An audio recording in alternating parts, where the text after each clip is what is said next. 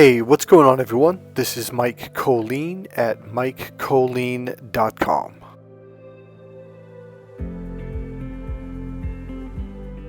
Okay, so today is going to be about the games that people play. Now, there's a book called The Games People Play. I never bought it, but I'm kind of going to assume this is at least partly what it's about.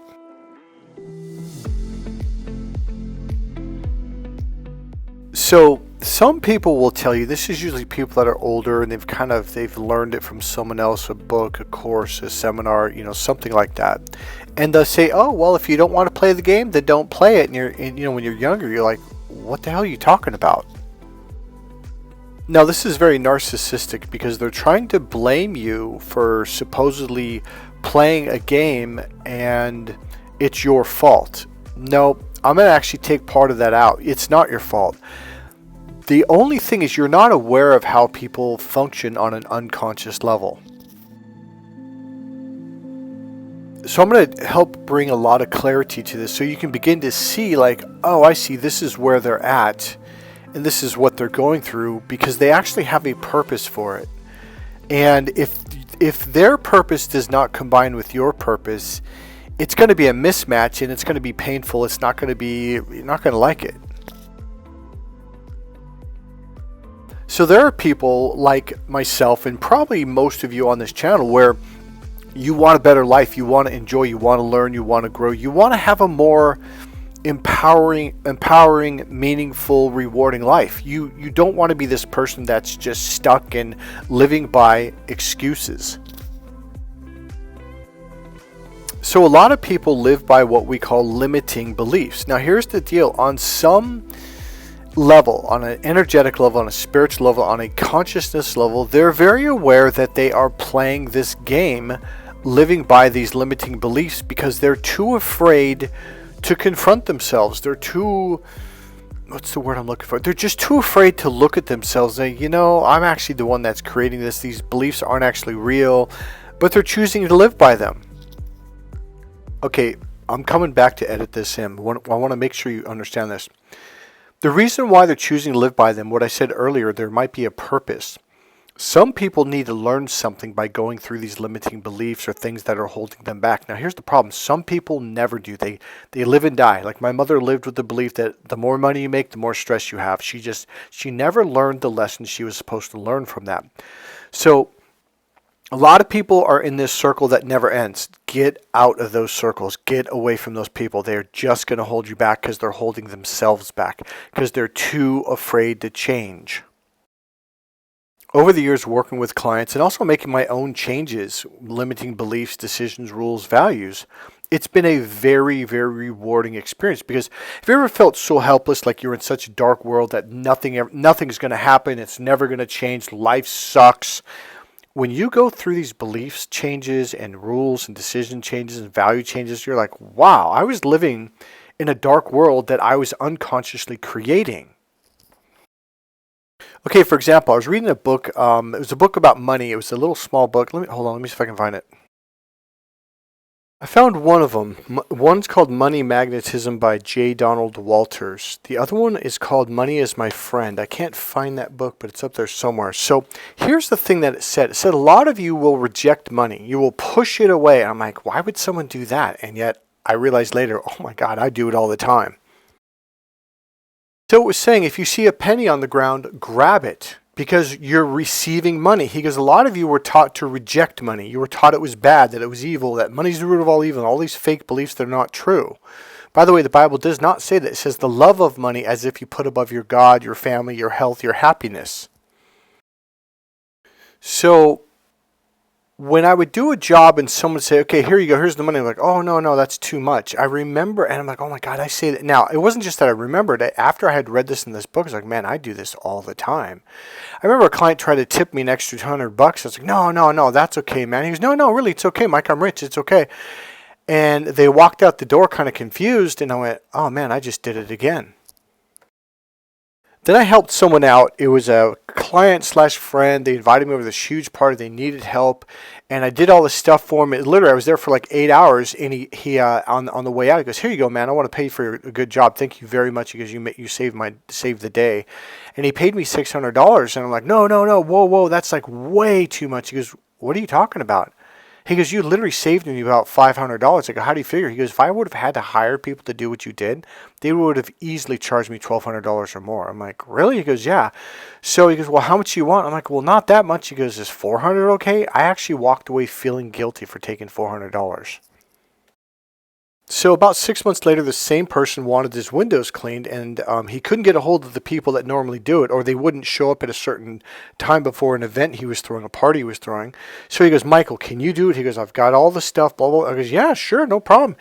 He wanted to pay me $600. I'm like, "Dude, that is like way too much." He goes, "Michael, they would have charged me $1,000. He goes, "You're saving me money." I'm like, "Are you sure?" And that's when I realized, like, God, I reject money all the time. So it said, pick up pennies, pick up quarters, pick up dimes. Allow people to give you money.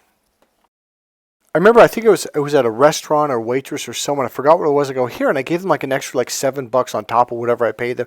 They're like, "No, no, no, that's too much." And I remember grabbing their hand, putting it in their hand. I go, "You're rejecting money that someone's trying to give you. You need to learn to receive.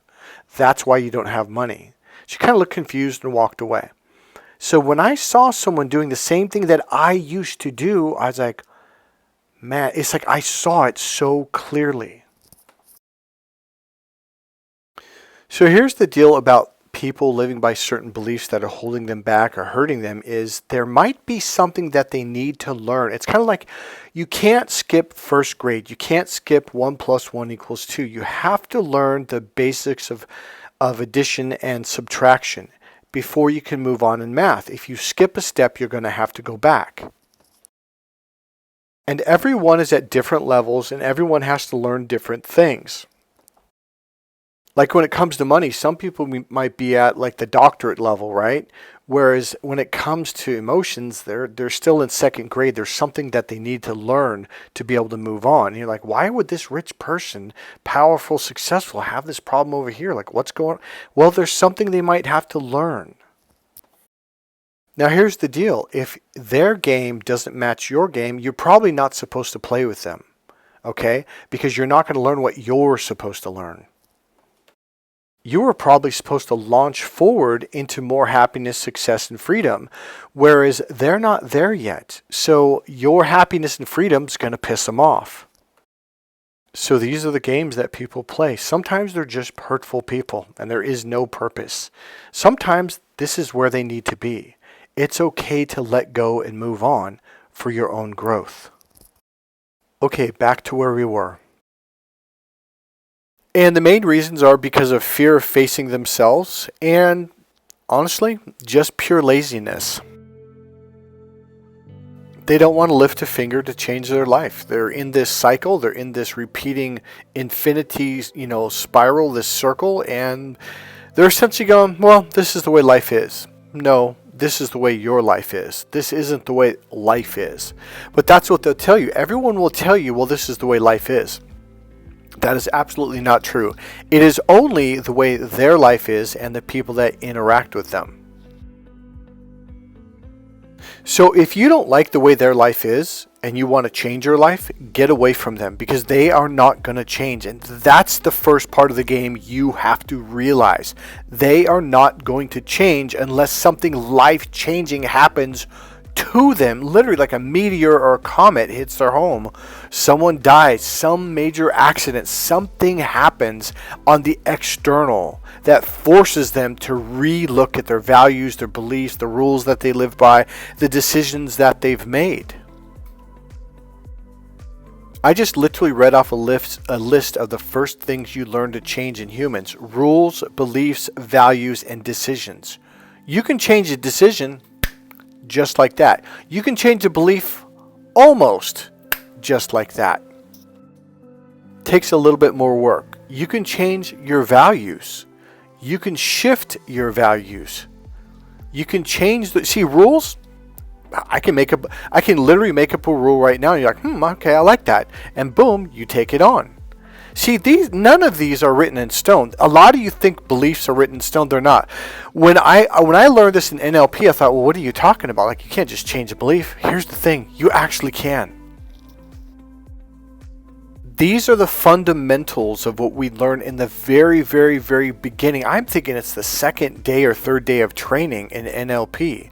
Rules, values, beliefs, and the decisions that you've made, whether it's consciously or unconsciously.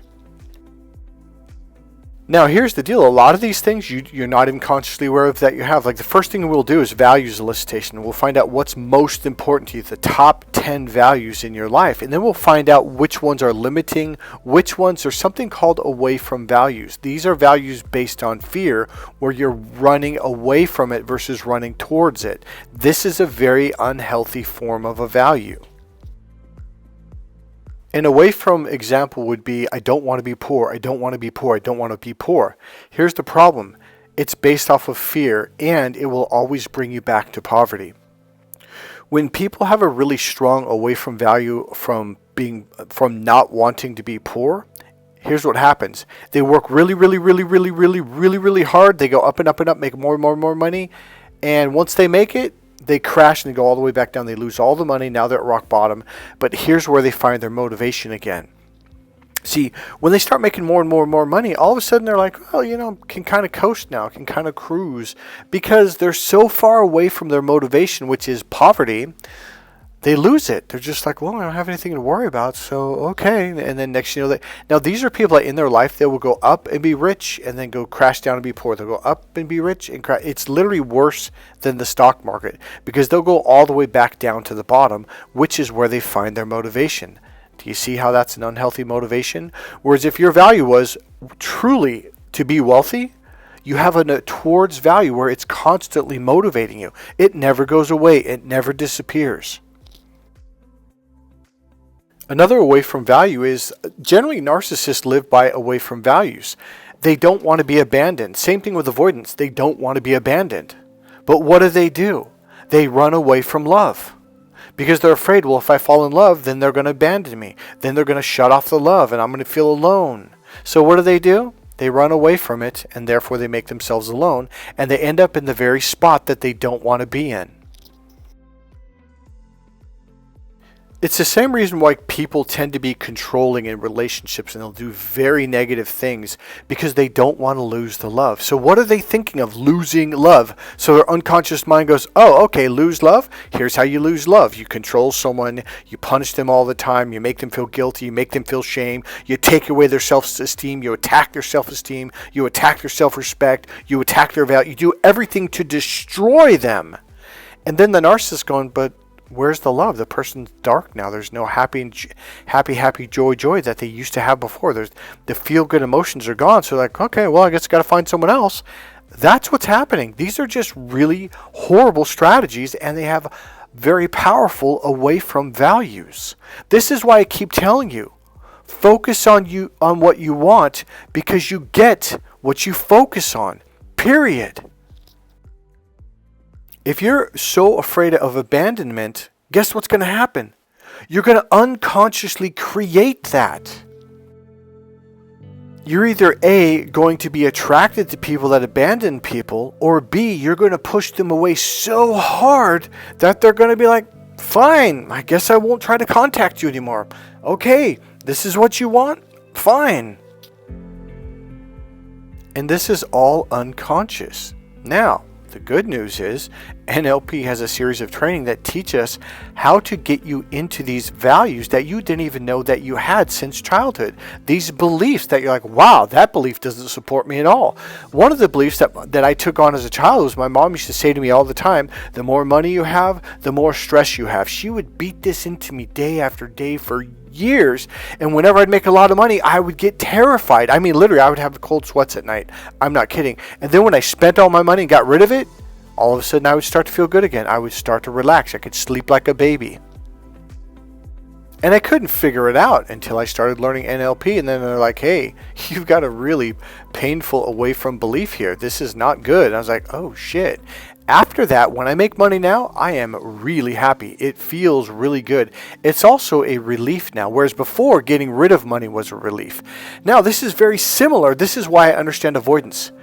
Avoidance, it's like, because it's a really weird thing for someone to go, okay, so this person is running away from me because they love me? Wait, what? This doesn't make sense. Well, they're falling in love with you. They feel close to you. They're opening up intimately, and that terrifies them. And you're thinking, what? Why? It doesn't make logical sense.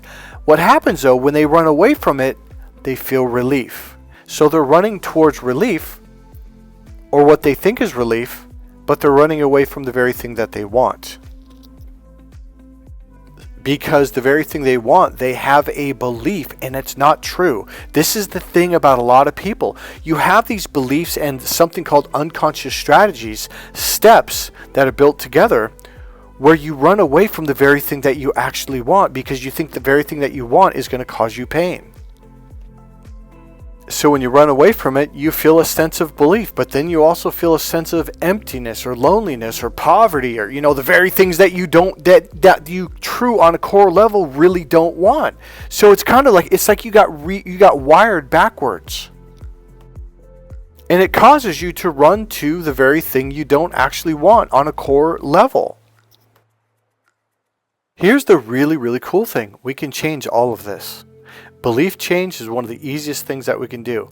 Once we find it, once we discover it, boom, there's an actual technique called belief change. There's also a series of techniques in timeline therapy that I do that can shift your values, your rules, your beliefs. See, when we take you back to the very first moment that you unconsciously were taught a rule by a coach or a teacher or a parent when you're 5 years old or 9 years old or 6 years old, you're like, man, that's the dumbest thing I've ever heard. Why? And I've been living by this stupid rule or this decision that someone else said to me when I was a kid that I don't even believe in. See, this is how pervasive these things are. The good news is you can change all of these things into towards healthy motivation. Now, here's the thing. Let's go back to the games people play. People have beliefs, and they really believe them, and they will enforce them. They will stand firm. They will literally defend them, no matter how crappy their belief is. No matter how obviously untrue it is. People defend their limiting beliefs, their limiting decisions, their limiting or away from values, and the rules. Now, here's another thing. You can have rules conflict where one rule says you can do it, but the other rule says you can't. And you're like, wait, what? Like, that doesn't even make any sense. By the way, most of these things, the away from values, rules conflict, all of this stuff, a lot of these were put into you from narcissists. Number 1, be careful of what you believe. Number 2, choose your beliefs. There was a lady on Facebook. It was something about some Christian thing. I think it was one of those clips from The Chosen, the video series of Jesus. And she says, yep, the more love you have, the more pain you have. And I'm thinking, what? She has this equal and opposite belief when it comes to life. She's, well, yeah, the more you suffer, the more joy you receive. I'm thinking, where do you get that from? And here's the thing, she didn't know. She's like, well, it's true. I'm like, says who? Where? Is it in the dictionary? It's just a belief, but the problem is beliefs control your unconscious mind. See, it's not even that. It's the other way around. Your unconscious mind goes, oh, okay, so this is what we believe? Okay, here it comes. They literally serves it to you on a platter. Because your unconscious mind wants to make you happy. Well, if this is what we value, if this is what we believe, if these are the rules that we live by, then I'm going to give it to you. So now you have these conflicting rules, and it drives you nuts. Narcissists love to do this to people. So over the years, I've gotten better and better on how to deal with situations and issues and et cetera, et cetera. So let's say there's a situation going on and these people, you can't do it. I'm like, well, just call the police or just contact management. Let them know what's going on. And, they'll never do nothing. Nothing's ever going to happen. And what they're doing is they're energetically, almost proudly saying, I don't believe that. I don't believe that's going to do it. In fact, they'll literally tell you like, I don't believe that. That's not going to make a difference. I'm like, well, how are they going to know there's a problem if you don't let them know there's a problem? Because that was my whole thing. Like, well, if they don't know, I mean, how are they going to know to take care of it? So right there, these people will get pissed off at you simply by stating the obvious. Well, if you don't let them know, then how are they going to, fix the problem? Now, this goes against their belief of, well, it doesn't matter, because their belief is nothing's going to, and they'll tell you, see, people will tell you verbally in a very powerful way, no, I don't believe that. That's not going to happen. In fact, the word is nothing's going to happen. So no matter what you do, nothing's going to happen. And my whole thing, and it comes from NLP, is how do you know? Why not? Go ahead and send a message. Give them a call. Give them an email. And what will happen is this bumps up against their belief that if I take action, nothing's going to happen. And you're saying, well, why not do it anyways and see what happens and deal it from there? People will hate you when you point out things that make their beliefs go, yeah, actually my belief isn't true. And that's a thing that happens, is people will hate you and get angry with you merely by pointing out the obvious. But the problem is the obvious may also point out their beliefs and go, oh shit, my belief doesn't even make any logical freaking sense. You're right. If they don't know, how are they going to know? So even though you might be trying to help someone, they're going to get pissed because you're revealing their limiting beliefs. The worst part about it is they're starting to go, wait a minute, my limiting belief isn't even real. With most people, their ego will kick in and they will go into massive defense mode. They'll attack you. Oh, you this and you that and and so and here's the thing. Here's the thing. They're not even conscious of what they're doing. Because what was happening was the light was being shown, not in a bad way, upon their belief. And they're like, whoa. And people, here's the thing. We will defend our beliefs and our values and our rules and the decisions that we've made at a very young age, even when we're not conscious of it. So when someone comes along and kind of starts saying, hey, yeah, you can do this, you can do that, yeah, and it's starting to make sense, their entire structure, think of it as this.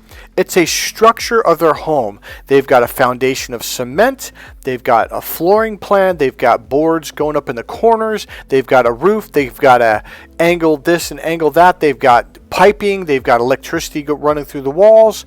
You're coming along saying, hey, there's some faulty wiring in here. There's some faulty boards in here. There's some faulty structure in here that's not supporting you.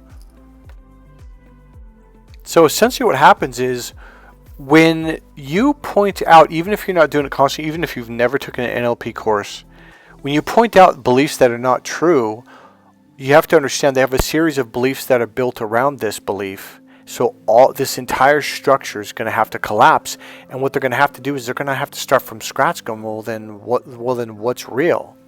They have to rebuild their structure. And a lot of people are like, I don't want to do that. Instead, they run off to their other friends with the same and or similar supporting beliefs that are like, hey, this guy's crazy, this guy says this guy says that. And what happens is they will literally go to other people, their group, and they'll huddle together. Say, yeah, we believe this and our beliefs are right. And, he's crazy, he's weird, he's wrong. So this is it's a fear, because it's like they have to rebuild and restructure. And starting from scratch, it's kind of hard, but I'm telling you, it's really rewarding. It changes your life in a much better way. See, all of this is about empowering you. So here's the deal. If you're dealing with people that don't want to change, here's the other thing. Simply by you starting to move forward, starting to realize like, wow, okay, I got one.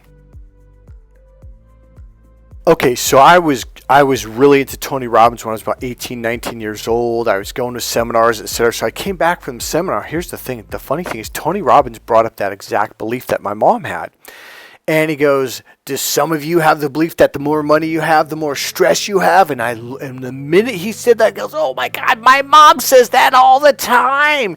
He goes, how supportive is that for you to become wealthy? And I thought, man, that's not supportive at all. That's going to stop you from being wealthy. So there's a technique that we learned to do. We ran over it over. Now they break you into little groups of like 10 to 12 people, and you have like someone who's trained in these techniques, and they walk you through this for like an hour, and you do it together. Sometimes in pairs or in threes, or you do it with yourself. And if you need help, you raise your hand. So the person who's trained in it comes over like, hey, here you're missing this step. Like, oh, okay. So I decided the more money you make, the more fun you have, the more happiness you have, the more release you have. So an avoidant could say, the more love you have, the more emotional release you have, the word is relief you have. So you can change anything to what you want. So if you can create a value to make your life suck and to make it painful, you can change any of your values, rules, or beliefs to make it better. Now, watch this. So I remember going home and I don't remember if I had my own apartment at this point. So I remember just going back. I forget even why I went over to my mom's. I think she called me and said, hey, come on over for lunch. And I don't remember what it was, but I went over there for whatever reason. And out of nowhere, and here's the thing, people will consistently rotate through their beliefs, and they will say, oh, the more this, the more that. And they will tell you their beliefs. And you're thinking, and when you're conscious of it, I remember when she did it, I'm like, she's been telling me this since I was like 3 years old, 4 years old. I thought, why? See, here's what people do. People are always telling you their rules, values, beliefs, and decisions that they live by. It's not conscious, but they do it. In fact, a lot of them express it by the clothes they wear, the leather jackets, everyone's expressing their values all the time. By the cars they buy, the trucks they buy. Do they buy a Chevy or do they buy a Ford built tough? Now that's a value. Values are emotions. And people protect their emotions and their beliefs and the decisions that they've made. So here we were having lunch. I think it was me, my mom, my sister, maybe my brother or neighbor or something. And out of nowhere, my mom goes, well, Michael, the more money you have, the more stress you have. Because I think I was talking about Tony Robbins and how he's all about wealth and being successful and achieving your goals and goal setting, blah, blah, blah. And out of nowhere, now here's the thing is, without realizing it, even though I was being very, very positive, which, by the way, positivity rubbed up against all of her beliefs and values. Because she's been hurt before when she was in a good mood. Therefore, she has to not be happy and be in a good mood because that connects you to pain. No, it doesn't. So my very nature of just being an overall positive person rubs up against people's values, even if you never see them, even if you never talk to them. You're walking through the grocery store and they look at you like, whoa, why is that guy walking so lightly? Why is that guy got a smile on his face? They don't like it because their belief is, well, this is the way life is. That's a belief. Life is this. Life is that. Those are beliefs. Powerful beliefs.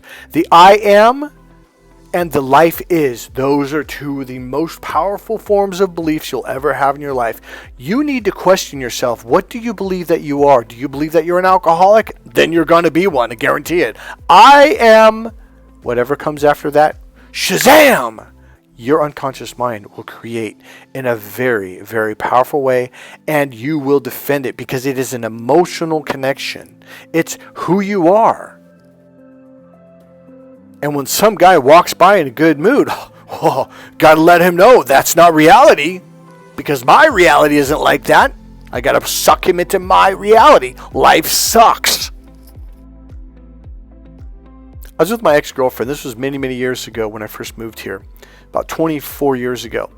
And I'm walking down 4th Street, Main Street, and two ladies came up from behind us, walked fast, and this lady jabbed me in the trap, the muscle that connects your neck to your shoulder, and jabs me with her fingernail really hard. And I'm like, ow! And I mean, it really hurt. She goes, are you stupid? And I'm like, what are you talking about?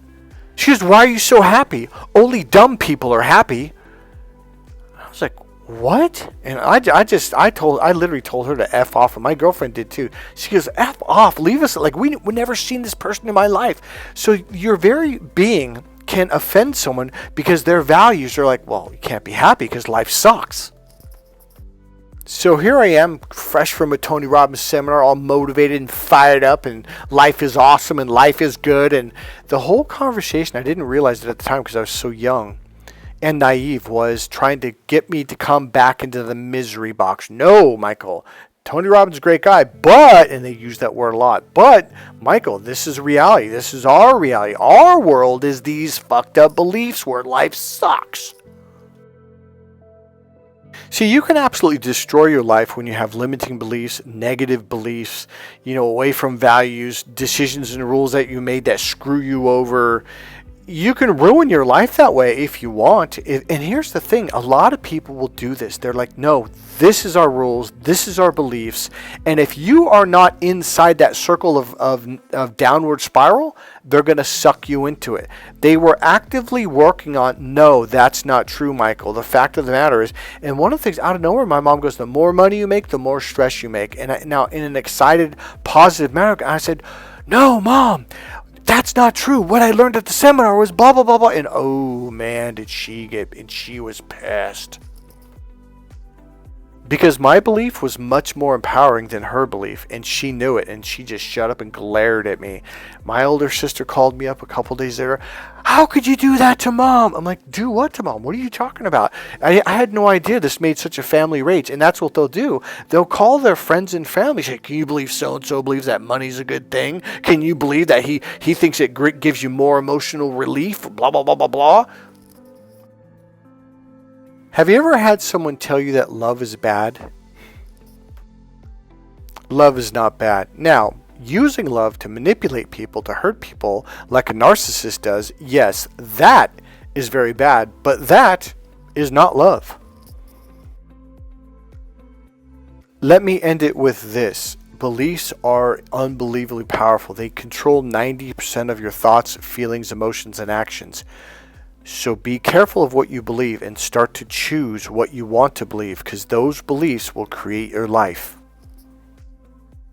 So if you bump into a group of people who aren't supportive, they have beliefs that hold them back. Oh, I don't. See, a lot of people will almost relish in their powerlessness. Oh, I'm powerless. I'm powerless. I believe this and I believe, yeah, your beliefs are disempowering you. If you want to learn how to change your beliefs to empower you, to step back into your power, and that's what this is all about. It's not some mystical, magical, spiritual thing. It's learning how to align your rules, values, decisions, and beliefs in a way that propel you forward. That's it, guys. If you enjoyed this video, please click subscribe, click the like button, go and make a comment. And as always, you can also hire me for any of the changes you want to make in your life. I'm a certified NLP trainer, master hypnotherapist, master practitioner of timeline therapy, Reiki, Huna, pranic healing, and a whole lot of other things, including something called humanistic neurolinguistic psychology. Remember, you can go ahead and make a donation. There's a PayPal link right there in the description box. God bless you guys. I'll see you in the next video. And if you haven't bought one of my dating relationship books for men, buy my book, Crack the Female Code. It will change your life.